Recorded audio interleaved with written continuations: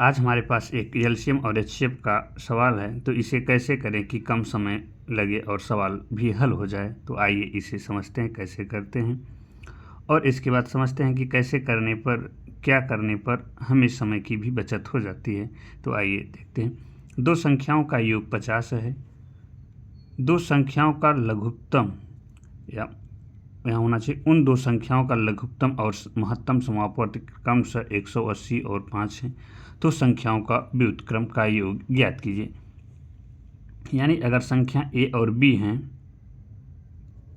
तो उनका योग दिया हुआ है ए प्लस बी बराबर 50, और उनका एलसीएम और एचसीएफ, यानी एलसीएम को यल लिख देते हैं 180 और एचसीएफ को 5 लिख देते हैं।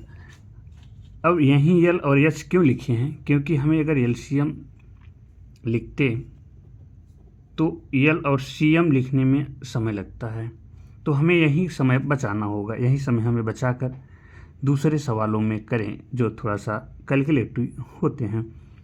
हमें एलसीएम और एचसीएफ, हमारे पास एलसीएम और एचसीएफ के लिए केवल एकमात्र फार्मूला है।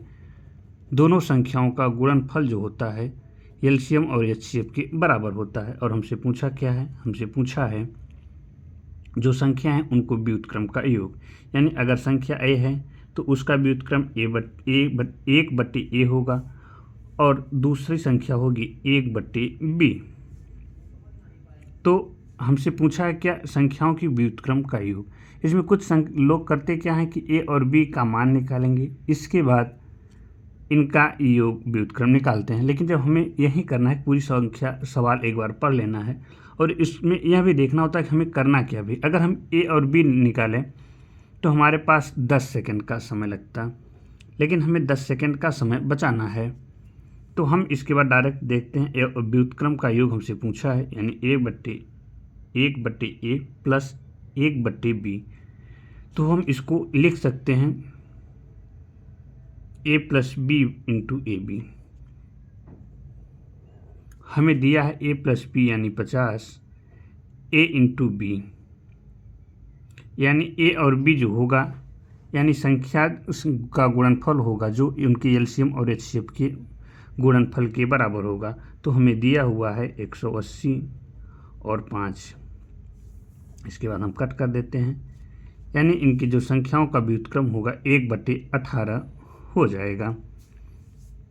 तो यही समय हमें बचाना होता है। अब हमें यहाँ भी इतना भी नहीं करना होता, हम डायरेक्ट लिखते हैं। हमारे पास संख्याओं का योग दिया है a प्लस बी 50, और यल गुणित एच दिया हुआ है 180 गुणित 5, और हमसे पूछा है व्युत्क्रम का योग। अगर हम इसको देखें 50/180 गुणित 5, 0 0 5 से 5 यानी 1/18 डायरेक्ट निकालिए। यही आंसर टिक कर देते।